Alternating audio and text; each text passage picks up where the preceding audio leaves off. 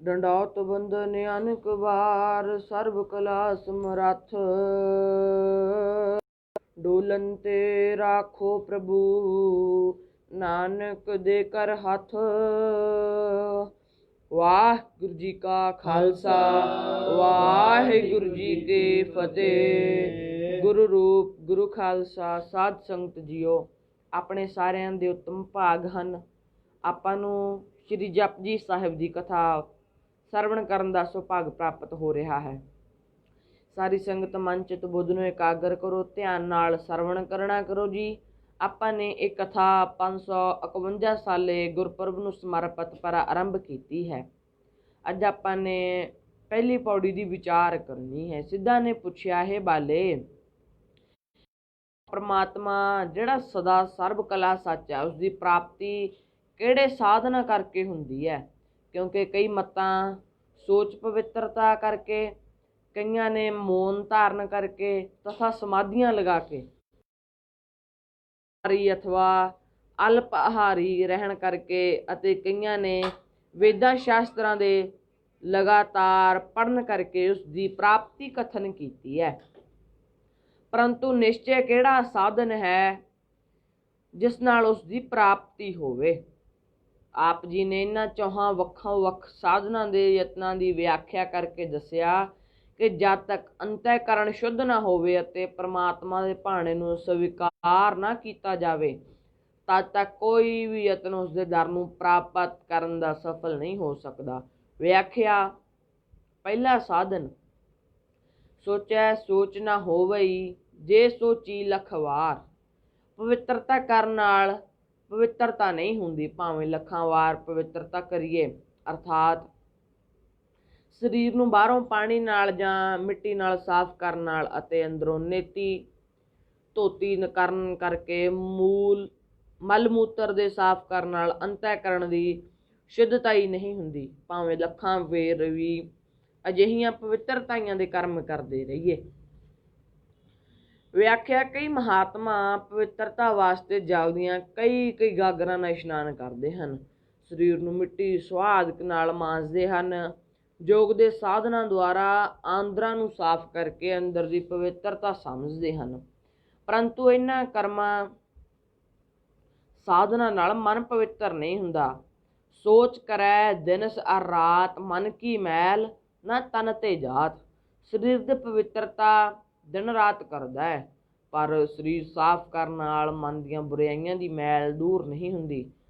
ਹਠ ਨਿਗ੍ਰਹਿ ਕਰ ਕਾਇਆ ਛੀਜੈ, ਮਨ ਨਹੀਂ ਸੂਚਾ ਕਿਆ ਸੋਚ ਕਰੀਜੈ।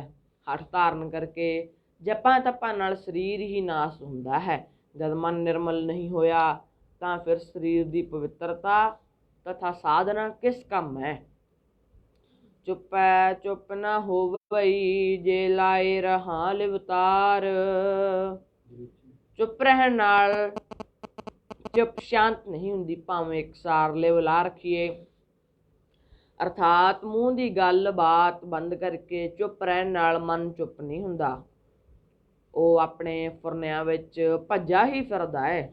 ਵੇਖਣ ਤੇ ਸੁਣਨ ਵਿੱਚ ਆਉਂਦਾ ਹੈ, ਕਈ ਮਹਾਤਮਾ ਕਈ ਵਰੇ ਮੂੰਹ ਨਹੀਂ ਖੋਲ੍ਹਦੇ ਅਤੇ ਮੌਨਧਾਰੀ ਹੋ ਬੈਠਦੇ ਹਨ, ਪਰੰਤੂ ਆਪਣੀ ਅਵਸਥਾ ਕਿਸੇ ਦੀ ਲੋੜ ਅਨੁਸਾਰ ਲਿਖ ਕੇ ਦਿੰਦਾ ਹੈ ਅਤੇ ਲਿਖਿਆ ਪੜ੍ਹਦਾ ਹੈ। ਉਸਦਾ ਮਨ ਕਦੀ ਚੁੱਪ ਨਹੀਂ ਰਹਿ ਸਕਦਾ।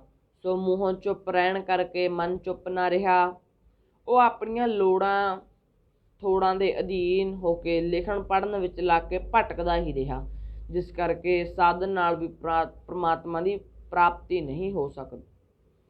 ਤੀਜਾ ਸਾਧਨ, ਭੁੱਖਿਆਂ ਭੁੱਖ ਨਾ ਉਤਰੀ, ਜੇ ਬੰਨਾ ਪੁਰੀਆਂ ਭਾਰ। ਭੁੱਖੇ ਰਹਿਣ ਨਾਲ ਭੁੱਖ ਨਹੀਂ ਉਤਰਦੀ, ਭਾਵੇਂ ਸਾਰੀਆਂ ਪੁਰੀਆਂ ਦੇ ਪਦਾਰਥਾਂ ਦੀਆਂ ਪੰਡਾਂ ਬੰਨ੍ਹ ਲਈਏ। ਮੂੰਹ ਨਾਲ ਕੁਝ ਨਾ ਖਾਣ ਪੀਣ ਨਾਲ ਅੰਦਰੋਂ ਮਨ ਦੀ ਤ੍ਰਿਸ਼ਨਾ ਦੀ ਭੁੱਖ ਦੂਰ ਨਹੀਂ। ਪੁਰੀਆਂ ਅਰਥਾਤ ਦ੍ਰਿਸ਼ਟੀ ਦੇ ਪਦਾਰਥਾਂ ਦੀਆਂ ਪੰਡਾਂ ਬੰਨ੍ਹ ਕੇ ਪਾਸ ਰੱਖ ਲਈਏ।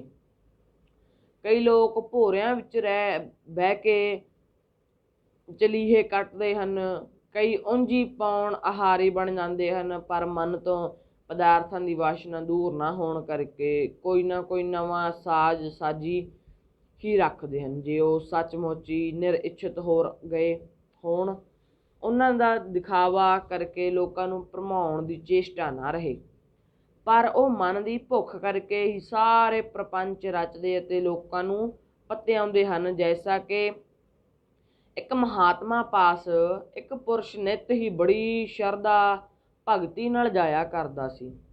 ਤਦ ਉਸਨੂੰ ਕੁਝ ਦਿਨ ਹੋ ਗਏ ਤਾਂ ਮਹਾਤਮਾ ਨੇ ਪੁੱਛਿਆ, ਹੈ ਭਲੇ ਲੋਕ, ਤੂੰ ਕਿਸ ਕਾਰਨ ਰੋਜ਼ ਆਉਂਦਾ ਹੈ? ਆਪਣਾ ਮਨੋਰਥ ਕਹੋ। ਉਸ ਪੁਰਸ਼ ਨੇ ਹੱਥ ਜੋੜ ਕੇ ਕਿਹਾ, ਮਹਾਰਾਜ, ਬਾਲ ਬੱਚੜਦਾਰ ਹਾਂ, ਮਾਇਆ ਹੱਥੋਂ ਗੁਜ਼ਰਾਨ ਔਖੀ ਜਿਹੀ ਹੋਈ ਹੈ। ਜੇ ਕੁਝ ਕਿਰਪਾ ਹੋ ਜਾਵੇ ਤਾਂ ਧਨ ਭਾਗ ਸਮਝਾਂਗਾ। ਮਹਾਤਮਾ ਜੀ ਉਸ ਦੀ ਬੇਨਤੀ ਸੁਣ ਕੇ ਅਤੀ ਪ੍ਰਸੰਨ ਹੋਏ। ਉਸਨੂੰ 4 ਮੋਮਬੱਤੀਆਂ ਦਿੱਤੀਆਂ। ਮੋਮਬੱਤੀਆਂ ਦੇ ਕੇ ਉਸਨੂੰ ਸਮਝਾਇਆ, ਤੈਨੂੰ ਮਾਇਆ ਦੀ ਇੱਛਾ ਹੋਵੇ, ਇਹਨਾਂ ਵਿੱਚੋਂ ਇੱਕ ਮੋਮਬੱਤੀ ਰਾਤ ਸਮੇਂ ਜਗਾ ਕੇ ਚੜ੍ਹਦੇ ਪਾਸੇ ਜਾਈਂ। ਜਿੱਥੇ ਇਹ ਬੁਝ ਜਾਵੇ ਉੱਥੋਂ ਧਰਤੀ ਪੁੱਟ ਕੇ ਵੇਖੀ, ਤੇਰੀ ਲੋੜ ਪੂਰੀ ਹੋ ਜਾਵੇਗੀ। ਜੇ ਫਿਰ ਹੋਰ ਲੋੜ ਹੋਵੇ ਤਾਂ ਦੂਜੀ ਮੋਮਬੱਤੀ ਇਸੇ ਤਰ੍ਹਾਂ ਜਗਾ ਕੇ ਲਹਿੰਦੇ ਪਾਸੇ ਜਾਵੀਂ। ਜਿੱਥੇ ਬੁਝ ਜਾਵੇਗੀ ਉੱਥੋਂ ਧਰਤੀ ਪੁੱਟੀ, ਫਿਰ ਤੇਰੀ ਲੋੜ ਪੂਰੀ ਹੋ ਜਾਵੇਗੀ। ਜੇ ਹੋਰ ਵਧੇਰੇ ਲੋੜ ਪਵੇ ਤਾਂ ਤੀਜੀ ਬੱਤੀ ਜਗਾ ਕੇ ਪਹਾੜ ਦਿਸ਼ਾ ਵੱਲ ਚਲਾ ਜਾਈਂ। ਉਸੇ ਤਰ੍ਹਾਂ ਧਰਤੀ ਪੁੱਟ ਕੇ ਲੋੜ ਪੂਰੀ ਕਰ ਲਵੀਂ। ਇਸ ਤੋਂ ਉਪਰੰਤ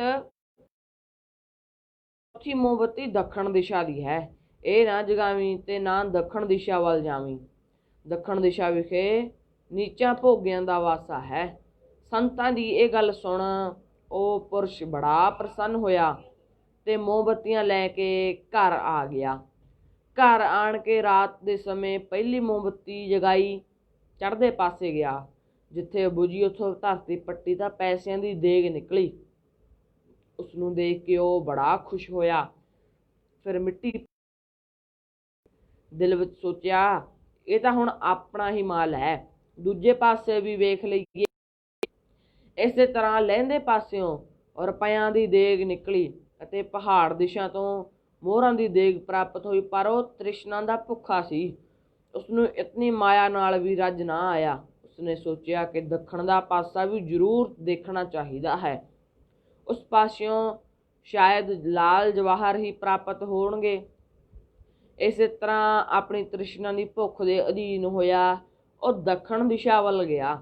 ਜਿੱਥੇ ਮੋਮਬੱਤੀ ਬੁਝੀ, ਧਰਤੀ ਪੁੱਟੀ ਤਾਂ ਹੇਠੋਂ ਇੱਕ ਮੰਦਰ ਨਿਕਲਿਆ। ਮੰਦਰ ਦੀਆਂ ਪੌੜੀਆਂ ਹੇਠਾਂ ਉਤਰ ਗਿਆ। ਅੱਗੇ ਵੇਖੇ ਤਾਂ ਇੱਕ ਆਦਮੀ ਚੱਕੀ ਪੀਸ ਰਿਹਾ ਸੀ। ਉਸਨੇ ਉਸਨੂੰ ਇਸ਼ਾਰਾ ਕੀਤਾ ਕਿ ਅੱਗੇ ਆ ਜਾ। ਇਹ ਅੱਗੇ ਹੋਇਆ। ਉਸਨੇ ਚੱਕੀ ਦਾ ਹੱਥਾ ਇਸਦੇ ਹੱਥ ਫੜਾ ਦਿੱਤਾ। ਇਸਨੇ ਸੋਚਿਆ, ਸ਼ਾਇਦ ਮੈਨੂੰ ਚੱਕੀ ਦੇ ਕੇ ਆਪ ਕੋਈ ਹੀਰੇ ਜਵਾਹਰ ਮੈਨੂੰ ਲਿਆ ਕੇ ਦੇਵੇਗਾ। ਪਰੰਤੂ ਉਸਨੇ ਚੱਕੀ ਦਾ ਹੱਥਾ ਇਸਦੇ ਹੱਥ, ਤੂੰ ਚੱਕੀ ਪੀਸੀ ਚੱਲ, ਤੈਨੂੰ ਛੁਡਾਉਣ ਵਾਲਾ ਤੇਰੇ ਵਰਗਾ ਕੋਈ ਹੋਰ ਤ੍ਰਿਸ਼ਨਾਲੂ ਲੋਭੀ ਆਵੇਗਾ। ਜੇਕਰ ਲੋਭੀ ਦਾਸ ਨੂੰ ਤੁਸਾਂ ਛਡਾਇਆ ਆਣ, ਤੀਕਰ ਕੋਈ ਆਪ ਨੂੰ ਆ ਜਾਊ ਛੁਡਵਾਣ। ਮੈਂ ਵੀ ਤੇਰੇ ਵਾਂਗੂ ਤ੍ਰਿਸ਼ਨਾ ਦੇ ਅਧੀਨ ਹੋ ਕੇ ਇੱਥੇ ਆਇਆ ਸਾਂ। ਭਾਵ ਇਹ ਹੈ ਕਿ ਤ੍ਰਿਸ਼ਨਾ ਦਾ ਭੁੱਖਾ ਕਦੇ ਨਹੀਂ ਰੱਜਦਾ, ਭਾਵੇਂ ਉਸਨੂੰ ਕਿੰਨੀਆਂ ਹੀ ਧਨ ਦੀਆਂ ਦੇਗਾਂ ਕਿਉਂ ਨਾ ਮਿਲ ਜਾਣ, ਉਹ ਹੋਰ ਹੀ ਹੋਰ ਚਾਹੁੰਦਾ ਹੈ। ਗੁਰਵਾਕ ਹੈ, ਸਹਿਸ ਖਟੇ ਲੱਖ ਕੌਠ ਧਾਵੈ, ਤ੍ਰਿਪਤ ਨਾ ਆਵੈ, ਮਾਇਆ ਪਾਛੈ ਪਾਵੈ। ਅਰਥਾਤ ਹਜ਼ਾਰਾਂ ਖੱਟ ਕੇ ਫਿਰ ਲੱਖਾਂ ਮਗਰ ਦੌੜਦਾ, ਕਿਤੇ ਸੰਤੋਖ ਨਹੀਂ ਕਰਦਾ। ਤ੍ਰਿਸ਼ਨਾ ਦੀ ਚੱਕੀ ਚੱਲਦੀ ਰਹਿੰਦੀ ਹੈ। ਸ਼ਾਸਤਰ ਵਿੱਚ ਲਿਖਿਆ ਕਿ ਬਹੁਤੀ ਤ੍ਰਿਸ਼ਨਾ ਵਾਲਾ ਵੱਡਾ ਕੰਗਾਲ ਹੁੰਦਾ ਹੈ। ਯਥਾ ਭਰਥਰੀਵਾਚ, ਤ੍ਰਿਸ਼ਨਾ ਚਿੱਤ ਵਿਸਾਲ ਹੈ, ਵਹੀ ਪਰਮ ਕੰਗਾਲ। ਜਿਸ ਬਹੁਤੀ ਤ੍ਰਿਸ਼ਨਾ ਹੈ ਉਹ ਵੱਡਾ ਕੰਗਾਲ ਹੈ, ਭਾਵੇਂ ਉਹ ਰਾਜਾ ਮਹਾਰਾਜਾ ਹੀ ਕਿਉਂ ਨਾ ਹੋਵੇ। ਸੋ ਇਹ ਭੁੱਖੇ ਰਹਿਣ ਦਾ ਸਾਧਨ ਵੀ ਪ੍ਰਭੂ ਦੀ ਪ੍ਰਾਪਤੀ ਵਾਸਤੇ ਸਫਲ ਨਹੀਂ ਹੈ। ਚੌਥਾ ਸਾਧਨ ਕੀ ਹੈ? ਸਹਿਜ ਸਿਆਣਪਾ ਲੱਖ ਹੋਏ ਤਾਂ ਇੱਕ ਨਾ ਚੱਲੈ ਨਾਲ। ਭਾਵੇਂ ਹਜ਼ਾਰਾਂ ਤੇ ਲੱਖਾਂ ਚਤੁਰਾਈਆਂ ਹੋਣ ਪਰ ਨਾਲ ਇੱਕ ਨਹੀਂ ਚੱਲਦੀ। ਅਰਥਾਤ ਪੁਰਸ਼ ਪਾਸ ਭਾਵੇਂ ਹਜ਼ਾਰਾਂ ਲੱਖਾਂ ਚਤੁਰਾਈਆਂ ਦੀ ਬੁੱਧੀ ਹੋਵੇ, ਪਰ ਅੰਤ ਸਮੇਂ ਉਸ ਦੇ ਨਾਲ ਇੱਕ ਹੀ ਨਹੀਂ ਜਾਂਦੀ, ਸਭ ਇੱਥੇ ਹੀ ਰਹਿ ਜਾਂਦੀਆਂ ਹਨ। ਅਥਵਾ ਪਰਮਾਤਮਾ ਅੱਗੇ ਉਸਦੀ ਕੋਈ ਸਿਆਣਪ ਵੀ ਨਹੀਂ ਚੱਲਦੀ। ਆਪਣੀ ਅਕਲ ਨਾਲ ਇਨਸਾਨ ਭਾਵੇਂ ਦੁੱਖਾਂ ਕਲੇਸ਼ਾਂ ਤਥਾ ਮੌਤ ਤੋਂ ਬਚਣ ਦੇ ਕਿਤਨੇ ਬੇਅੰਤ ਸਾਧਨ ਕਰੇ, ਯਤਨ ਕਰੇ, ਪਰ ਉਸ ਸਮੇਂ ਜਿਹੜਾ ਉਸ ਉੱਤੇ ਵਾਪਰਨ ਵਾਲਾ ਹੋਵੇ ਉਸਦੀ ਕੋਈ ਪੇਸ਼ ਜਾਂ ਚਤੁਰਾਈ ਨਹੀਂ ਚੱਲਦੀ। ਜੈਸਾ ਕਿ ਮਹਾਭਾਰਤ ਵਿੱਚ ਵਰਣਨ ਹੈ ਕਿ ਇੱਕ ਦਿਨ ਰਾਜਾ ਪ੍ਰੀਸ਼ਤ, ਜੋ ਅਰਜਨ ਦਾ ਪੋਤਰਾ ਤੇ ਅਭਿਮਨੂ ਦਾ ਪੁੱਤਰ ਸੀ, ਜੰਗਲ ਵਿੱਚ ਸ਼ਿਕਾਰ ਕਰਨ ਗਿਆ। ਘੋੜਾ ਹਰਨ ਦੇ ਪਿੱਛੇ ਦੌੜਾਇਆ। ਕੁਝ ਦੂਰ ਜਾ ਕੇ ਜੰਗਲ ਵਿੱਚ ਹਰਨ ਛੁਪ ਗਿਆ। ਅੱਗੇ ਸਿੰਘੀ ਰਿਖੀ ਆਪਣੇ ਧਿਆਨ ਵਿੱਚ ਸਮਾਧੀ ਲਾਈ ਬੈਠਾ ਸੀ। ਰਾਜੇ ਨੇ ਉਸਨੂੰ ਪੁੱਛਿਆ ਕਿ ਇੱਧਰ ਕੋਈ ਹਰਨ ਲੰਘਿਆ ਹੈ ਤਾਂ ਦੱਸੋ, ਪਰੰਤੂ ਰਿਖੀ ਆਪਣੇ ਧਿਆਨ ਵਿੱਚ ਲੀਨ ਸੀ, ਉਹ ਨਾ ਬੋਲਿਆ। ਰਾਜੇ ਨੇ ਇਸ ਨੂੰ ਆਪਣਾ ਅਪਮਾਨ ਸਮਝ ਕੇ ਰਿਖੀ ਦੇ ਗਲ ਵਿੱਚ ਮੋਇਆ ਹੋਇਆ ਸੱਪ ਪਾ ਦਿੱਤਾ। ਜਦ ਰਿਖੀ ਦੇ ਲੜਕੇ ਭ੍ਰਿੰਗੀ ਨੇ ਆਪਣੇ ਪਿਤਾ ਦੇ ਗਲ ਵਿੱਚ ਮੋਇਆ ਹੋਇਆ ਸੱਪ ਵੇਖਿਆ, ਉਹ ਬੜਾ ਕ੍ਰੋਧਵਾਨ ਹੋਇਆ ਅਤੇ ਸ਼ਰਾਪ ਦੇ ਦਿੱਤਾ ਕਿ ਜਿਸ ਨੇ ਮੇਰੇ ਪਿਤਾ ਦੇ ਗਲ ਵਿੱਚ ਇਹ ਸੱਪ ਪਾਇਆ ਹੈ, ਉਸਦੀ ਅੱਜ ਤੋਂ 7ਵੇਂ ਦਿਨ ਸੱਪ ਦੇ ਲੜਨ ਕਰਕੇ ਮੌਤ ਹੋ ਜਾਵੇ। ਇਸ ਸ਼ਰਾਪ ਦਾ ਪਤਾ ਜਦ ਸਿੰਘੀ ਰਿਖੀ ਨੂੰ ਲੱਗਾ ਤਾਂ ਉਹ ਬੜਾ ਪਛਤਾਇਆ ਕਿ ਐਸੇ ਧਰਮਾਤਮਾ ਰਾਜੇ ਨੂੰ ਭ੍ਰਿੰਗੀ ਨੇ ਸ਼ਰਾਪ ਦੇ ਕੇ ਗਲਤੀ ਕੀਤੀ ਹੈ। ਪਰ ਹੁਣ ਰਾਜੇ ਨੂੰ ਇਸ ਸ਼ਰਾਪ ਦੀ ਖਬਰ ਦੇਣੀ ਚਾਹੀਦੀ ਹੈ ਕਿ ਤਾਂ ਉਹ ਆਪਣੇ ਬਚਾਓ ਦਾ ਯਤਨ ਕਰ ਲਵੇ। ਸੋ ਰਿਖੀ ਨੇ ਰਾਜੇ ਨੂੰ ਖਬਰ ਤਤਕਾਲ ਹੀ ਪਹੁੰਚਾ ਦਿੱਤੀ। ਇਹ ਖਬਰ ਸੁਣਦੇ ਸਾਰ ਹੀ ਰਾਜੇ ਨੇ ਆਪਣੇ ਬਚਾਓ ਵਾਸਤੇ ਗੰਗਾ ਨਦੀ ਦੇ ਵਿੱਚ ਸ਼ੀਸ਼ੇ ਦਾ ਇੱਕ ਮੰਦਰ ਬਣਵਾਇਆ ਅਤੇ ਉਸ ਵਿੱਚ ਨਿਵਾਸ ਕਰਕੇ ਸੁਖਦੇਵ ਮੁਨੀ ਤੋਂ ਭਾਗਵਤ ਦਾ ਸਪਤਾਹਕ ਪਾਠ ਸੁਣਨਾ ਆਰੰਭ ਕਰ ਦਿੱਤਾ। ਜਦ ਭੋਗ ਪਿਆ ਤਾਂ ਰਾਜੇ ਨੇ ਪੂਜਾ ਵਾਸਤੇ ਆਏ ਹੋਏ ਫੁੱਲਾਂ ਵਿੱਚੋਂ ਪ੍ਰਸ਼ਾਦ ਵਜੋਂ ਦੋਹਾਂ ਹੱਥਾਂ ਵਿੱਚ ਫੁੱਲ ਲੈ ਕੇ ਜਦ ਸਤਿਕਾਰ ਵਜੋਂ ਮੱਥੇ ਨਾਲ ਲਾਏ ਤਾਂ ਤਛਕ ਨਾਗ ਨੇ, ਜੋ ਕੀੜੀ ਦਾ ਰੂਪ ਧਾਰ ਕਰਕੇ ਫੁੱਲਾਂ ਦੇ ਵਿੱਚ ਬੈਠਾ ਹੋਇਆ ਸੀ, ਡੰਗ ਮਾਰ ਕੇ ਤਤਕਾਲ ਹੀ ਰਾਜੇ ਦਾ ਕਾਲ ਕਰ ਦਿੱਤਾ। ਸੋ ਹੇ ਸੱਜਣ ਪੁਰਸ਼ੋ, ਰਾਜੇ ਦਾ ਸ਼ੀਸ਼ੇ ਦਾ ਮੰਦਰ ਹੋਰ ਯਤਨ ਸਭ ਧਰੇ ਧਰਾਈ ਰਹਿ ਗਏ। ਉਸਦੀ ਕੋਈ ਵੀ ਸਿਆਣਪ ਉਸ ਹੋਣਹਾਰ ਅੱਗੇ ਨਹੀਂ ਚੱਲੀ। ਯੂਨਾਨ ਦਾ ਅਫਲਾਤੂ ਹਕੀਮ ਬੜਾ ਪ੍ਰਸਿੱਧ ਸਿਆਣਾ ਹੋਇਆ ਹੈ। ਜਦ ਉਸਨੂੰ ਪਤਾ ਲੱਗਾ ਕਿ ਅੱਜ ਮੇਰੀ ਮੌਤ ਹੋ ਜਾਣੀ ਹੈ, ਜਮਾ ਨੇ ਮੇਰੇ ਸੂਖਮ ਸਰੀਰ ਨੂੰ ਲੈਣ ਆਉਣਾ ਹੈ, ਤਦ ਉਸਨੇ ਆਪਣੀ ਚਤੁਰਾਈ ਦੇ ਬਲ ਕਰਕੇ ਆਪਣੇ ਵਰਗੀਆਂ ਅਣਗਿਣਤੀ ਦੇਹਾਂ ਰਚ ਲਈਆਂ। ਜਦ ਸਮੇਂ ਸਿਰ ਜਮ ਆਏ, ਉਹ ਵੇਖ ਕੇ ਹੈਰਾਨ ਹੋ ਗਏ। ਇਹਨਾਂ ਵਿੱਚੋਂ ਕਿਹੜੇ ਅਫਲਾਤੂ ਨੂੰ ਲੈ ਜਾਈਏ? ਉਹ ਕੋਈ ਨਿਸ਼ਚਾ ਨਾ ਕਰ ਸਕੇ।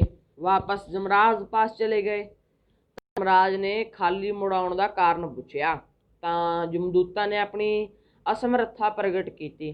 ਕਹਿਣ ਲੱਗੇ ਕਿ ਉੱਥੇ ਕਈ ਅਫਲਾਤੂ ਸਨ।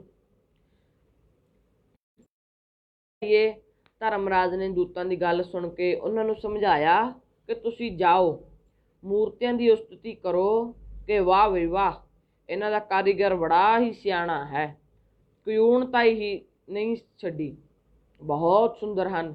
ਇਸ ਤਰ੍ਹਾਂ ਉਸਤਤੀ ਕਰਨ ਉਪਰੰਤ ਹੀ ਇਹ ਕਹਿ ਦੇਣਾ, ਹੋਰ ਤਾਂ ਸਭ ਚੰਗਾ ਹੈ, ਪਰ ਇਸ ਮੂਰਤੀ ਦਾ ਨੱਕ ਕੁਛ ਵਿੰਗਾ ਜਿਹਾ ਹੈ, ਅੱਖਾਂ ਜ਼ਰਾ ਟੇਢੀਆਂ ਹਨ, ਇਹਨਾਂ ਦੇ ਬਣਾਉਣ ਵਾਲਾ ਬਹੁਤ ਚਿੱਤਰ ਹੈ, ਸਾਥੋਂ ਉਸਦੀ ਉਪਮਾ ਨਹੀਂ ਕੀਤੀ ਜਾ ਸਕਦੀ, ਪਰ ਇਹ ਥੋੜ੍ਹਾ ਜਿਹਾ ਨੁਕਸ ਰਹਿ ਗਿਆ। ਧਰਮਰਾਜ ਨੇ ਦੂਤਾਂ ਨੂੰ ਕਿਹਾ ਕਿ ਜਦ ਤੁਸੀਂ ਇਹ ਗੱਲ ਕਰੋਗੇ ਤਾਂ ਜਿਹੜਾ ਅਸਲੀ ਅਫਲਾਤੂ ਹੋਵੇਗਾ ਝੱਟ ਅੱਗੇ ਹੋਰ ਕਹੇਗਾ, ਨੁਕਸ ਕਿੱਥੇ ਹੈ, ਬਸ ਤੁਸੀਂ ਉਸੇ ਨੂੰ ਫੜ ਕੇ ਲੈ ਆਉਣਾ ਹੈ।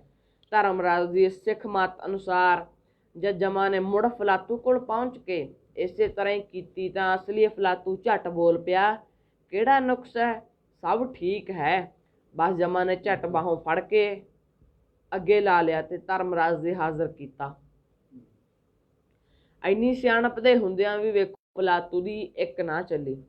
ਇਸ ਪ੍ਰਕਾਰ ਜਦ ਗੁਰੂ ਨਾਨਕ ਸਾਹਿਬ ਜੀ ਸਿੱਧਾਂ ਨੂੰ ਦੱਸਿਆ ਕਿ ਸੋਚ ਪਵਿੱਤਰਤਾ ਕਰਨ ਵਾਲੇ ਰਿਖੀ, ਚੁੱਪ ਧਾਰਨ ਵਾਲੇ ਮੋਨੀ ਤਥਾ ਯੋਗੀ, ਭੁੱਖੇ ਰਹਿਣ ਵਾਲੇ ਤਪਸਵੀ ਅਤੇ ਹਜ਼ਾਰਾਂ ਪੰਡਤ ਤੇ ਰਾਜਨੀਤਿਕ ਨੇਤਾ ਪਰਮਾਤਮਾ ਨਹੀਂ ਹੋ ਸਕਦੇ, ਪਰਮਾਤਮਾ ਅੱਗੇ ਸੱਚੇ ਨਹੀਂ ਹੋ ਸਕਦੇ। ਸੱਚਾ ਤਾਂ ਉਹੀ ਹੋ ਸਕਦਾ ਹੈ ਜੋ ਸੱਚੇ ਕਰਮ ਕਰੇ, ਇਹਨਾਂ ਸਾਧਨਾ ਕਰਕੇ ਤਾਂ ਸਾਧਕ ਨੂੰ ਕਿਸੇ ਨਾ ਕਿਸੇ ਰੂਪ ਵਿੱਚ ਝੂਠੀ ਮਾਇਆ ਵਿਆਪ ਜਾਂਦੀ ਹੈ। ਇਸ ਕਰਕੇ ਤਦ ਸਿੱਧਾ ਨੇ ਪ੍ਰਸ਼ਨ ਕੀਤਾ ਕਿ ਫਿਰ ਇਹਨਾਂ ਪ੍ਰਚਲਿਤ ਸਾਧਨਾ ਤੋਂ ਹੋਰ ਕਿਹੜਾ ਢੰਗ ਹੈ ਜਿਸ ਨਾਲ ਉਸ ਅੱਗੇ ਸੱਚੇ ਹੋਇਆ ਜਾਂਦਾ ਹੈ। ਸਿੱਧਾਂ ਦੇ ਇਸ ਪ੍ਰਸ਼ਨ ਦਾ ਅਨੁਵਾਦ ਸਤਿਗੁਰੂ ਜੀ ਨੇ ਇਹਨਾਂ ਤੁਕਾਂ ਦੁਆਰਾ ਕੀਤਾ ਹੈ। ਕਿਵ ਸਚਿਆਰਾ ਹੋਈਐ ਕਿਵ ਕੂੜੈ ਟੁੱਟੈ ਪਾਲ। ਸੱਚੇ ਕਿਸ ਤਰ੍ਹਾਂ ਹੋਈਦਾ ਹੈ ਤੇ ਝੂਠ ਦਾ ਪਰਦਾ ਕਿਸ ਤਰ੍ਹਾਂ ਟੁੱਟਦਾ ਹੈ। ਪਰਮਾਤਮਾ ਅੱਗੇ ਸੱਚੇ ਹੋਣ ਵਾਸਤੇ ਮੋਹ ਮਾਇਆ ਦਾ ਝੂਠਾ ਪਰਦਾ ਜੋ ਜੀਵ ਤੇ ਈਸ਼ਵਰ ਦੇ ਵਿਚਕਾਰ ਤਣਿਆ ਹੈ ਉਹ ਕਿਸ ਤਰ੍ਹਾਂ ਦੂਰ ਕੀਤਾ ਜਾ ਸਕਦਾ ਹੈ। ਜੀਵ ਅਤੇ ਪਰਮਾਤਮਾ ਦੇ ਵਿਚਕਾਰ ਪੁੱਤਰ ਇਸਤਰੀ ਧਨ ਦੌਲਤ ਤਥਾ ਮਹਿਲ ਮਾੜੀਆਂ ਦੇ ਵੱਡੇ ਵੱਡੇ ਨਾਸ਼ਵਾਨ ਪਰਦੇ ਖੜੇ ਹਨ।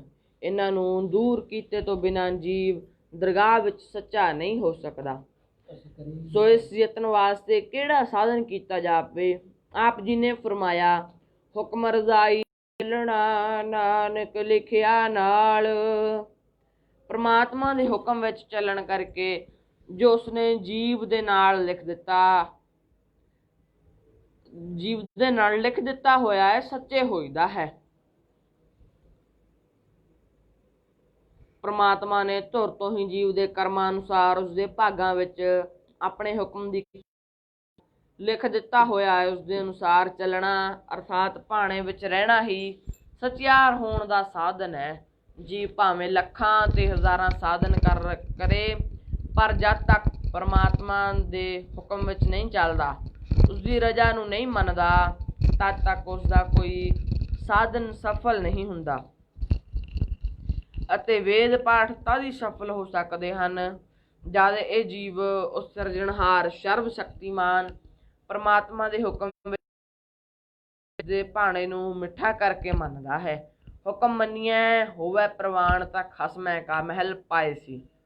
ਹੁਕਮ ਮੰਨਣ ਜੈਸਾ ਕਿ ਇੱਕ ਵਾਰ ਸ਼੍ਰੀ ਲਹਿਣਾ ਜੀ ਖਡੂਰ ਸਾਹਿਬ ਤੋਂ ਸ਼੍ਰੀ ਗੁਰੂ ਨਾਨਕ ਦੇਵ ਜੀ ਦੇ ਦਰਸ਼ਨਾਂ ਵਾਸਤੇ ਕਰਤਾਰਪੁਰ ਆਏ। ਆਪ ਜੀ ਨੂੰ ਘਰੋਂ ਮਾਤਾ ਸੁਲੱਖਣੀ ਜੀ ਪਾਸੋਂ ਪਤਾ ਲੱਗਾ ਕਿ ਗੁਰੂ ਸਾਹਿਬ ਜੀ ਬਾਹਰ ਖੇਤ ਵਿੱਚ ਗਏ ਹੋਏ ਹਨ। ਸ਼੍ਰੀ ਲਹਿਣਾ ਜੀ ਆਪ ਜੀ ਦੇ ਦਰਸ਼ਨਾਂ ਵਾਸਤੇ ਉਤਾਵਲੇ ਹੋਏ ਖੇਤਾਂ ਵਿੱਚ ਹੀ ਚਲੇ ਗਏ। ਅੱਗੇ ਵੇਖਿਆ ਕਿ ਗੁਰੂ ਸਾਹਿਬ ਝੋਨੇ ਵਿੱਚੋਂ ਨਦੀਨ ਕਢਾ ਰਹੇ ਹਨ। ਸ਼੍ਰੀ ਲਹਿਣਾ ਜੀ ਆਪ ਜੀ ਦੇ ਪਾਵਨ ਚਰਨਾਂ ਤੇ ਮੱਥਾ ਟੇਕਿਆ ਅਤੇ ਕਾਰ ਕਰਨ ਵਾਸਤੇ ਆਗਿਆ ਮੰਗੀ। ਸਤਿਗੁਰੂ ਜੀ ਨੇ ਹੁਕਮ ਕੀਤਾ, ਪੁਰਖਾ ਇਹ ਨਦੀਨ ਦੀ ਪੰਡ ਚੁੱਕ ਕੇ ਪਸ਼ੂਆਂ ਵਾਸਤੇ ਘਰ ਲੈ ਚੱਲੋ। ਸ਼੍ਰੀ ਲਹਿਣਾ ਜੀ ਨੇ ਹੁਕਮ ਮੰਨ ਕੇ ਤਤਛਿਨ ਹੀ ਪਾਣੀ ਅਤੇ ਚਿੱਕੜ ਨਾਲ ਸਿਰ ਉੱਤੇ ਚੁੱਕ ਲਈ ਅਤੇ ਘਰ ਲੈ ਆਂਦੀ। ਜਦ ਸ਼੍ਰੀ ਗੁਰੂ ਜੀ ਘਰ ਆਏ, ਮਾਤਾ ਜੀ ਨੇ ਕਿਹਾ ਕਿ ਤੁਸੀਂ ਇਸ ਭਲੇ ਪੁਰਖ ਨੂੰ ਪੰਡ ਚੁਕਾ ਕੇ ਉਸਦੇ ਕੀਮਤੀ ਕੱਪੜੇ ਚਿੱਕੜ ਆਦਿਕ ਨਾਲ ਖਰਾਬ ਕਰ ਦਿੱਤੇ ਹਨ। ਹਰ ਇੱਕ ਆਏ ਗਏ ਨਾਲ ਕਿਸ ਤਰ੍ਹਾਂ ਕਰ ਰਹੇ ਹੋ, ਇਸ ਤਰ੍ਹਾਂ ਨਾ ਕਰਿਆ ਕਰੋ। ਸ਼੍ਰੀ ਸੁਲੱਖਣੀ ਜੀ ਪਾਸੋਂ ਇਹ ਗੱਲਾਂ ਸੁਣ ਕੇ ਆਪ ਜੀ ਨੇ ਫਰਮਾਇਆ, ਇਹ ਪੰਡ ਹੋਰ ਕੋਈ ਨਹੀਂ ਸੀ ਚੁੱਕ ਸਕਦਾ, ਇਸ ਕਰਕੇ ਇਸ ਨੂੰ ਚੁਕਾਈ ਹੈ। ਇਹ ਚਿੱਕੜ ਨਹੀਂ ਹੈ, ਕੇਸਰ ਹੈ, ਜਰਾ ਅੱਗੇ ਹੋ ਕੇ ਵੇਖੋ। ਮਾਤਾ ਜੀ ਨੇ ਅੱਗੇ ਹੋ ਕੇ ਜਦ ਦੇਖਿਆ, ਸੱਚਮੁੱਚ ਹੀ ਸ਼੍ਰੀ ਲਹਿਣਾ ਜੀ ਦੇ ਕੱਪੜੇ ਕੇਸਰ ਨਾਲ ਰੱਤੇ ਹੋਏ ਸਨ। ਤਦ ਮਾਤਾ ਜੀ ਨੇ ਸਿਰ ਨਿਵਾਇਆ ਅਤੇ ਕਿਹਾ, ਤੁਹਾਡੀਆਂ ਤੁਸਾਂ ਹੀ ਜਾਣਦੇ ਹੋ। ਪਛਾਤ ਇੱਕ ਸਮੇਂ ਸ਼੍ਰੀ ਲਹਿਣਾ ਜੀ ਨੇ ਸ਼੍ਰੀ ਗੁਰੂ ਜੀ ਦਾ ਹੁਕਮ ਮੰਨ ਚਿੱਕੜ ਵਿੱਚੋਂ ਛੰਨਾ ਕੱਢਿਆ, ਕਿੱਕਰ ਤੋਂ ਮਠਿਆਈ ਝਾੜੀ, ਮੁਰਦਾ ਖਾਣ ਦਾ ਹੁਕਮ ਮੰਨਿਆ ਆਦਿਕ। ਇਸ ਤਰ੍ਹਾਂ ਹੁਕਮ ਵਿੱਚ ਚੱਲਣ ਕਰਕੇ ਆਪ ਜੀ ਪ੍ਰਵਾਨ ਹੋਏ। ਸ਼੍ਰੀ ਲਹਿਣਾ ਜੀ ਤੋਂ ਗੁਰੂ ਅੰਗਦ ਦੇਵ ਜੀ ਦੀ ਪਦਵੀ ਪ੍ਰਾਪਤ ਕੀਤੀ। ਹੁਕਮ ਦੀ ਇਤਨੀ ਮਹਿਮਾ ਸੁਣ ਸਿੱਧਾ ਨੇ ਪ੍ਰਸ਼ਨ ਕੀਤਾ ਕਿ ਉਸਦੇ ਹੁਕਮ ਦਾ ਸਰੂਪ ਕੀ ਹੈ, ਹੁਕਮ ਵਿੱਚ ਕੀ ਕੁਝ ਹੁੰਦਾ ਹੈ ਅਤੇ ਉਸਦੇ ਹੁਕਮ ਦੀ ਕਿਤਨੀ ਸ਼ਕਤੀ ਹੈ। ਆਪ ਜੀ ਨੇ ਫਰਮਾਇਆ, ਹੁਕਮੀ ਹੋਵਨ ਆਕਾਰ ਹੁਕਮ ਨ ਕਹਿਆ ਜਾਈ। ਹੇ ਸਿੱਧੋ,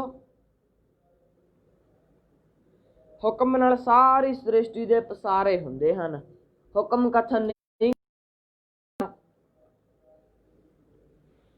परमात्मा दे जिस हुक्म नाल विष्णु ब्रह्मा शिव आदि अथवा सृष्टि दे जीवां अस्थावर जंगम कीट पतंगां दे तबाखंडां और भंडां धर्मां दे आकार स्वरूप हुंदे हैं, उसका कथन नहीं किया जा सकता।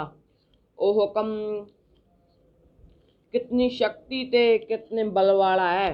हुक्म ही होवन जी हुक्म मिलै वड्याई। हुक्म विच जीव पैदा हुंदे हन अते हुक्म विच ही जीवां नूं वड्याई मिलदी है। भाव परमात्मा दे हुक्म नाल ही नेक कर्म करन वालियां नूं संसार विच वाह करके वड्याई मिलदी है। जैसा कि एक बार श्री कृष्ण जी कौरवां पांडवां दी सलाह दी गलबात करन वास्ते द्वारका तो दिल्ली गए। राजा दुर्योधन ने इन्हां दा के मन विच हंकार किया कि जे मैं दरबार विच खड़ा होके इसका सत्कार करांगा तां मेरी हत्तक होवेगी। ये ग्वाला है, मैं राजा हाँ। दुर्योधन दी इस खटियाई नूं अपनी दीर्घ सृष्टि नाल जाण करके श्री कृष्ण जी दुर्योधन दा मान करन वास्ते बिदर भगत दी कुटिया विच चले गए। उत्थे ही रात बतीत करके उसका साग भात खा के उसनूं वड्याई दित्ती। पुछो बिदर दासी सुतै किस नूं तरिया घर जिस जाए। फिर जद दुर्योधन ने पूछा कि तुसीं मेरे महलों विच क्यों नहीं आए, तां कृष्ण ने कहा तुमरो दूध बिदर को पानो अमृत कर मैं मानिया। भाओ जिवेहा बिदर दे होरी दे चित चाओ न चुखा। गोविंद भाओ भगत दा भुखा। जिस तरह तपीसर रिखियां दे आसन छड्ड के श्री रामचंद्र जी ने नीच जाति भीलनी दी कुटिया विच बिराज के उसनूं वड्याई दित्ती सी। त्रेते युग विच दखण देश दे जंगलां विच मतंग रिखी जी रहिंदे सन। एक शिवरी नाम दी भीलनी दिन वेले जंगलां विचों लकड़ां चुक के रात नूं रिखी दे डेरे चुपचाप सुट जाया करदी सी। जद कोई समां बतीत हो गया तां एक दिन रिखी जी कहण लगे इह संतां दी सेवा नूं कौण ਅਸੀਂ ਕਰਦੇ ਹਾਂ, ਉਸਦਾ ਫਲ ਲੰਗਰ ਵਾਸਤੇ ਅਤੇ ਸੇਕਣ ਵਾਸਤੇ ਲੱਕੜਾਂ ਦੇ ਕੇ ਕੋਈ ਚੁਰਾਈ ਜਾ ਰਿਹਾ ਹੈ। ਰਿਖੀ ਨੇ ਆਪਣੇ ਚੇਲਿਆਂ ਨੂੰ ਕਿਹਾ ਇਹ ਕੌਣ ਹੈ, ਇਸਦਾ ਪਤਾ ਕਰੋ। ਸੋ ਉਹਨਾਂ ਨੇ ਰਾਤ ਨੂੰ ਡੇਰੇ ਦੇ ਚੁਫੇਰੇ ਪਹਿਰਾ ਲਗਾ ਦਿੱਤਾ, ਜਿਸ ਕਰਕੇ ਭੀਲਣੀ ਫੜੀ ਗਈ ਅਤੇ ਮਤੰਗ ਰਿਖੀ ਜੀ ਦੇ ਸਾਹਮਣੇ ਹਾਜ਼ਰ ਕੀਤੀ ਗਈ। ਰਿਖੀ ਜੀ ਨੇ ਭੀਲਣੀ ਤੋਂ ਪੁੱਛਿਆ ਤੂੰ ਇਹ ਕਾਰ ਕਿਸ ਵਾਸਤੇ ਕਰਦੀ ਹੈ। ਉਸਨੇ ਕਿਹਾ ਕੇਵਲ ਸੰਤ ਸੇਵਾ ਦੇ ਭਾਵ ਨਾਲ। ਰਿਖੀ ਜੀ ਭੀਲਣੀ ਦੇ ਇਸ ਉੱਚੇ ਆਦਰਸ਼ ਨੂੰ ਸੁਣ ਕੇ ਬੜੇ ਪ੍ਰਸੰਨ ਹੋਏ। ਚੇਲਿਆਂ ਨੂੰ ਕਹਿਣ ਲੱਗੇ ਵੇਖੋ ਵੇਖੋ ਜਾਤੀ ਕੀ ਅਤੇ ਵਸਤੂ ਕੀ। ਭਾਵ ਜਾਤੀ ਦੀ ਨੀਚ ਭੀਲਣੀ ਹੋ ਕੇ ਸੇਵਾ ਭਾਵ ਕਿਤਨਾ ਉੱਚਾ ਹੈ। ਭੀਲਣੀ ਦੇ ਇਸ ਉੱਚੇ ਭਾਵ ਨੂੰ ਸੁਣ ਕੇ ਰਿਖੀ ਜੀ ਨੇ ਪ੍ਰਸੰਨ ਹੋ ਕੇ ਭੀਲਣੀ ਨੂੰ ਰਾਮ ਨਾਮ ਦਾ ਉਪਦੇਸ਼ ਦੇ ਦਿੱਤਾ। ਚੇਲਿਆਂ ਨੇ ਇਸ ਗੱਲ ਦਾ ਰਿਖੀ ਜੀ ਨਾਲ ਰੋਸ ਪ੍ਰਗਟ ਕੀਤਾ ਕਿ ਤੁਸਾਂ ਸ਼ਾਸਤਰ ਵਿਰੁੱਧ ਨੀਚ ਜਾਤੀ ਨੂੰ ਉਪਦੇਸ਼ ਦੇ ਕੇ ਸਨਾਤਨ ਮਰਿਆਦਾ ਭੰਗ ਕਰ ਦਿੱਤੀ ਹੈ। ਪਰ ਰਿਖੀ ਜੀ ਦੇ ਚੇਲਿਆਂ ਦੀ ਜਦ ਇਹ ਗੱਲ ਅਣਸੁਣੀ ਕਰ ਛੱਡੀ, ਸਾਰੇ ਚੇਲੇ ਰਿਖੀਆਂ ਨੇ ਸਲਾਹ ਕਰਕੇ ਰਿਖੀ ਜੀ ਨਾਲ ਨਾ ਮਿਲਵਰਤਨ ਕਰ ਦਿੱਤਾ। ਪਰੰਤੂ ਭੀਲਣੀ ਰਿਖੀ ਜੀ ਦੀ ਸੇਵਾ ਕਰਦੀ ਰਹੀ। ਸਮਾਂ ਪਾ ਕੇ ਰਿਖੀ ਦਾ ਅੰਤ ਆ ਗਿਆ। ਜਦ ਭੀਲਣੀ ਕਿਹਾ ਮੈਂ ਵੀ ਤੁਹਾਡੇ ਨਾਲ ਹੀ ਚੱਲਦੀ, ਰਿਖੀ ਜੀ ਨੇ ਕਿਹਾ ਕਿ ਤੂੰ ਠਹਿਰ ਜਾ। ਸ਼੍ਰੀ ਰਾਮਚੰਦਰ ਜੀ ਬਨਵਾਸ ਮਿਲਣ ਦੇ ਕਾਰਨ ਇੱਥੇ ਆਉਣ ਵਾਲੇ ਹਨ, ਤੂੰ ਉਹਨਾਂ ਦੇ ਦਰਸ਼ਨ ਕਰੀ। ਇਹ ਕਹਿ ਕੇ ਰਿਖੀ ਜੀ ਸਰੀਰ ਤਿਆਗ ਗਏ। ਭੀਲਣੀ ਨੇ ਸੰਤਾਂ ਦੀ ਸੇਵਾ ਦਾ ਮੈਂ ਤੁਹਾਡੇ ਨਾਲ ਹੀ ਚੱਲਦੀ ਹਾਂ ਤਾਂ ਉਹਨਾਂ ਨੇ ਕਿਹਾ ਕਿ ਤੂੰ ਸ਼੍ਰੀ ਰਾਮਚੰਦਰ ਜੀ ਦੇ ਦਰਸ਼ਨ ਕਰੀ ਅਤੇ ਉਹਨਾਂ ਨੂੰ ਇਹ ਕਹਿ ਦੇਈਂ ਕਿ ਰਿਖੀ ਜੀ ਸਰੀਰ ਤਿਆਗ ਗਏ। ਭੀਲਣੀ ਨੇ ਸੰਤਾਂ ਦੀ ਸੇਵਾ ਦਾ ਹੁਣ ਹੋਰ ਢੰਗ ਸੋਚ ਲਿਆ। ਨੇੜੇ ਜੰਗਲ ਵਿੱਚ ਇੱਕ ਪੰਪਾ ਸਰ ਨਾਮੀ ਸਰੋਵਰ ਸੀ, ਜਿਸ ਰਸਤੇ ਰਿਖੀ ਉਸ ਸਰ 'ਤੇ ਇਸ਼ਨਾਨ ਆਦਿ ਕਰਨ ਜਾਂਦੇ ਸਨ। ਭੀਲਣੀ ਨੇ ਉਸ ਰਸਤਾ ਰਾਤ ਨੂੰ ਚੋਰੀ ਚੋਰੀ ਝਾੜੂ ਨਾਲ ਸਾਫ਼ ਕਰਨਾ ਸ਼ੁਰੂ ਕਰ ਦਿੱਤਾ। ਰਿਖੀ ਬੜੇ ਅਚਰਜ ਹੁੰਦੇ ਕਿ ਇਹ ਸੇਵਾ ਕੌਣ ਕਰਦਾ ਹੈ। ਰਿਖੀਆਂ ਨੇ ਇਸ ਗੱਲ ਦਾ ਪਤਾ ਕਰਨ ਵਾਸਤੇ ਵੀ ਇੱਕ ਰਾਤ ਨੂੰ ਪਹਿਰਾ ਲਗਾ ਦਿੱਤਾ। ਭੀਲਣੀ ਯਥਾ ਨੇਮ ਝਾੜੂ ਦੇਂਦੀ ਫੜੀ ਗਈ। ਰਿਖੀਆਂ ਨੇ ਇਸ ਨੂੰ ਬਹੁਤ ਮਾਰਿਆ ਤੇ ਕਿਹਾ, ਤੂੰ ਨੀਚ ਜਾਤੀ ਵਾਲੀ ਨਹੀਂ ਹੋ ਕੇ ਸਾਡੇ ਚੱਲਣ ਵਾਲੇ ਰਸਤੇ ਨੂੰ ਝਾੜੂ ਫੇਰ ਕੇ ਭ੍ਰਿਸ਼ਟ ਕਰ ਦਿੰਦੀ ਹੈ। ਭੀਲਣੀ ਸ਼ਾਂਤ ਰਹੀ ਤੇ ਖਿਮਾ ਮੰਗੀ, ਪਰੰਤੂ ਜਦ ਸਾਧੂ ਮਹਾਤਮਾ ਪੰਪਾਸਰ ਤੇ ਪੁੱਜੇ ਤਾਂ ਉਸਦਾ ਜਲ ਕੀੜਿਆਂ ਨਾਲ ਭਰਿਆ ਪਿਆ ਦੇ ਅਤੇ ਨਾ ਇਸ਼ਨਾਨ ਆਦਿ ਕਰਨ ਦੇ ਯੋਗ ਰਿਹਾ। ਰਿਖੀ ਜਨ ਬੜੇ ਦੁਖੀ ਹੋਏ, ਜਪ ਤਪ ਕਰਕੇ ਬੜੇ ਹਵਨ ਕੀਤੇ, ਪਰੰਤੂ ਸਰੋਵਰ ਦਾ ਜਲ ਸ਼ੁੱਧ ਨਾ ਹੋਇਆ। ਜਦ ਤੱਕ ਸ਼੍ਰੀ ਰਾਮ ਚੰਦਰ ਜੀ ਉਸ ਬਨਖੰਡ ਵਿੱਚ ਆ ਵਿਚਰੇ, ਰਿਖੀਆਂ ਨੇ ਇਕੱਤਰ ਹੋ ਕੇ ਉਹਨਾਂ ਪਾਸੋਂ ਪੰਪਾਸਰ ਦਾ ਜਲ ਸ਼ੁੱਧ ਕਰਾਉਣ ਵਾਸਤੇ ਸਲਾਹ ਕੀਤੀ ਅਤੇ ਆਓ ਭਗਤ ਵਾਸਤੇ ਸਭ ਨੇ ਆਪੋ ਆਪਣੀਆਂ ਕੁਟੀਆਂ ਸਜਾ ਲਈਆਂ। ਪਰੰਤੂ ਜਦ ਰਾਮ ਚੰਦਰ ਜੀ ਆਏ, ਉਹ ਸਿੱਧੇ ਹੀ ਭੀਲਣੀ ਦੀ ਕੁਟੀਆ ਵਿੱਚ ਵਿਚਰੇ। ਉਸ ਤਰ੍ਹਾਂ ਜਿਸ ਤਰ੍ਹਾਂ ਪ੍ਰੇਮ ਵਸ ਹੋ ਕੇ 6ਵੇਂ ਪਾਤਸ਼ਾਹ ਸ਼੍ਰੀ ਗੁਰੂ ਹਰਗੋਬਿੰਦ ਸਾਹਿਬ ਜੀ ਡਰੌਲੀ ਭਾਈ ਤੋਂ ਮਈ ਭਾਗ ਭਰੀ ਪਾਸ ਉਸਦਾ ਖੱਦਰ ਦਾ ਰੇਜਾ ਲੈਣ ਵਾਸਤੇ ਕਸ਼ਮੀਰ ਪਹੁੰਚ ਗਏ ਸਨ, ਜਾ ਵਿਰਾਜੇ। ਇਹੋ ਸਮਾਂ ਸੀ ਜਦ ਸ਼੍ਰੀ ਰਾਮ ਚੰਦਰ ਜੀ ਨੇ ਪ੍ਰੇਮ ਵਸ ਹੋ ਕੇ ਇਸ ਭੀਲਣੀ ਦੇ ਜੂਠੇ ਬੇਰ ਖਾਧੇ ਸਨ। ਜਦ ਵਾਰਤਾ ਹੋਈ ਤਾਂ ਸਭ ਰਿਖੀ ਇਕੱਤਰ ਹੋ ਕੇ ਸ਼੍ਰੀ ਰਾਮ ਚੰਦਰ ਜੀ ਪਾਸ ਭੀਲਣੀ ਦੀ ਕੁਟੀਆ ਤੇ ਪੁੱਜੇ। ਸਰੋਵਰ ਦੇ ਸ਼ੁੱਧ ਕਰਨ ਵਾਸਤੇ ਬੇਨਤੀ ਕੀਤੀ। ਸ਼੍ਰੀ ਰਾਮ ਚੰਦਰ ਜੀ ਨੇ ਕਿਹਾ, ਤੁਸੀਂ ਸਾਰੇ ਮਿਲ ਕੇ ਇਸ ਸਰੋਵਰ ਦੇ ਜਲ ਵਿੱਚ ਆਪੋ ਆਪਣੇ ਚਰਨ ਧੋ ਪਾਓ, ਸ਼ਾਇਦ ਜਲ ਸਾਫ਼ ਹੋ ਜਾਵੇ। ਰਿਖੀਆਂ ਨੇ ਇਸ ਤਰ੍ਹਾਂ ਹੀ ਕੀਤਾ, ਪਰੰਤੂ ਜਲ ਸ਼ੁੱਧ ਨਾ ਹੋਇਆ। ਫਿਰ ਸ਼੍ਰੀ ਰਾਮ ਚੰਦਰ ਜੀ ਨੇ ਚਰਨਾਂ ਦਾ ਜਲ ਪਾਇਆ ਤਾਂ ਫਿਰ ਵੀ ਸਰੋਵਰ ਸਾਫ਼ ਨਾ ਹੋਇਆ। ਉਪਰੰਤ ਸ਼੍ਰੀ ਰਾਮ ਚੰਦਰ ਜੀ ਨੇ ਰਿਖੀਆਂ ਨੂੰ ਕਿਹਾ ਕਿ ਇਸ ਭੀਲਣੀ ਦੇ ਚਰਨ ਧੋ ਕੇ ਸਰੋਵਰ ਵਿੱਚ ਪਾਓ, ਭਲਾ ਸ਼ੁੱਧ ਹੋ ਜਾਵੇ। ਜਦ ਰਿਖੀ ਆਗਿਆ ਪਾਲਣ ਹਿੱਤ ਭੀਲਣੀ ਦੇ ਚਰਨ ਧੋਣ ਲੱਗੇ ਤਾਂ ਭੀਲਣੀ ਨੇ ਬੇਨਤੀ ਕੀਤੀ ਕਿ ਮੇਰੇ ਨੀਚਣੀ ਦੇ ਚਰਨ ਨੂੰ ਹੱਥ ਨਾ ਲਾਓ, ਤੁਸੀਂ ਮੇਰੇ ਸਿਰ ਭਾਰ ਨਾ ਚਾੜੋ, ਮੈਂ ਆਪਣੇ ਪੈਰ ਆਪੇ ਹੀ ਸਰੋਵਰ ਵਿੱਚ ਪਾ ਦਿੰਦੀ ਹਾਂ, ਅੱਗੇ ਜੋ ਭਗਵਾਨ ਨੂੰ ਪ੍ਰਵਾਨ ਹੋਵੇਗਾ ਸੋ ਹੋ ਜਾਵੇਗਾ। ਇਸ ਅਨੁਸਾਰ ਭੀਲਣੀ ਨੇ ਜਦ ਆਪਣੇ ਪੈਰ ਸਰੋਵਰ ਵਿੱਚ ਪਾਏ ਤਾਂ ਜਲ ਸ਼ੁੱਧ ਹੋ ਗਿਆ। ਰਿਖੀ ਬੜੇ ਅਚਰਜ ਹੋਏ, ਕਹਿਣ ਲੱਗੇ ਕਿ ਪ੍ਰਮਾਤਮਾ ਬੜਾ ਹੀ ਬੇਅੰਤ ਹੈ, ਉਹ ਜਿਸ ਨੂੰ ਚਾਹੇ ਵਡਿਆਈ ਦੇ ਦਿੰਦਾ ਹੈ, ਜਿਸ ਭਾਵੈ ਤਿਸ ਲਹਿ ਲੜ ਲਾਏ। ਹੁਕਮੀ ਉੱਤਮ ਨੀਚ, ਹੁਕਮ ਲਿਖ ਦੁੱਖ ਸੁੱਖ ਪਾਈਐ। ਪ੍ਰਮਾਤਮਾ ਦੇ ਹੁਕਮ ਨੂੰ ਸਮਝ ਲੈਣ ਵਾਲਾ ਪੁਰਸ਼ ਇਹ ਕਦੀ ਨਹੀਂ ਆਖਦਾ ਕਿ ਪੁੱਤਰ ਇਸਤਰੀ ਧਨ ਦੌਲਤ ਮਹਿਲ ਮਾੜੀਆਂ ਆਦਿਕ ਮੇਰੇ ਹਨ, ਤਥਾ ਭਲੇ ਕਰਮ ਕਰਕੇ ਕਦੀ ਉਹਨਾਂ ਦਾ ਅਭਿਮਾਨ ਕਰਕੇ ਇਹ ਨਹੀਂ ਕਹਿੰਦਾ ਕਿ ਇਹ ਮੈਂ ਕੀਤੇ ਹਨ। ਉਹ ਕਿਸੇ ਪਦਾਰਥ ਤਥਾ ਸ਼ੁਭ ਕਰਮ ਵਿੱਚ ਆਪਾ ਨਹੀਂ ਜਿਤਲਾਉਂਦਾ, ਸਗੋਂ ਛਤਰੀ ਅਨੁਸਾਰ ਇਹ ਮੇਰਾ ਨਹੀਂ ਹੈ ਦੇ ਵਾਕ ਦੀ ਪਾਲਣਾ ਕਰਦਾ ਹੈ। ਮੈਂ ਨਾਹੀਂ ਕਛ ਹਾਉ ਨਹੀਂ, ਕਿਛ ਆਹੇ ਨਾ ਮੋਰਾ, ਅਵਸਰ ਲੱਜਾ ਰਾਖ ਲੈ ਹੋ ਸਦਨਾ ਜਨ ਤੋਰਾ। ਅੱਜ ਆਪਾਂ ਨੇ 3 ਪੌੜੀਆਂ ਦੀ ਦੂਜੀ ਪੌੜੀ ਦੀ ਵਿਚਾਰ ਪੂਰਨ ਕੀਤੀ ਹੈ ਅਤੇ ਅਗਲੇ ਦੀਵਾਨ ਵਿੱਚ ਤੀਜੀ ਪੌੜੀ ਦੀ ਵਿਚਾਰ ਆਰੰਭ ਕਰਾਂਗੇ।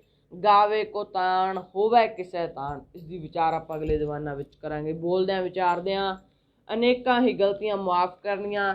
ਸਾਰੀ ਸੰਗਤ ਦਾ ਬਹੁਤ ਬਹੁਤ ਧੰਨਵਾਦ ਹੈ। ਜਿਤਨੀਆਂ ਵੀ ਸੰਗਤਾਂ ਲਾਈਵ ਸਰਵਣ ਕਰਦੀਆਂ ਹਨ ਅਤੇ ਸੰਤ ਆਸ਼ਰਮ ਸਾਹਿਬ ਵਿੱਚ ਬੈਠ ਕਰਕੇ ਸਰਵਣ ਕਰਦੀਆਂ ਹਨ, ਸਾਰੀ ਸੰਗਤ ਦਾ ਬਹੁਤ ਬਹੁਤ ਧੰਨਵਾਦ ਹੈ। ਆਪ ਜੀ ਇਸ ਕਥਾ ਨੂੰ ਵੱਧ ਤੋਂ ਵੱਧ ਸ਼ੇਅਰ ਕਰਿਆ ਕਰੋ ਅਤੇ ਸੰਗਤਾਂ ਲਾਹੇ ਪ੍ਰਾਪਤ ਕਰ ਸਕਣ ਜੀ, ਜਿਸ ਕਰਕੇ ਸਾਰੀਆਂ ਸੰਗਤਾਂ ਤੱਕ ਇਹ ਕਥਾ ਪਹੁੰਚ ਸਕੇ।